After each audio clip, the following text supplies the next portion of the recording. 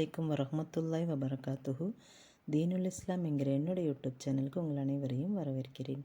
இன்றைக்கி நம்ம பார்க்க போகிற விஷயம், பெண்கள் கவலைப்படுவதை ஏன் அல்லாஹ் விரும்புவதில்லை என்பதை பற்றி தான். மரியம் அத்தியாயத்தில் மரியம் அவர்களை பார்த்து கவலைப்படாதீர்கள் என்று அல்லாஹ் கூறுகின்றான்.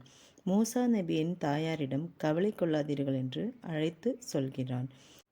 அஹ்ஸாப் அத்தியாயத்தில் நபியின் துணைவியர்களை பற்றி சொல்லும் பொழுது அவர்கள் கண் குளிர்ச்சி அடைவதற்காகவும் இதனை சொல்கின்றோம் என்று கூறுகின்றான்.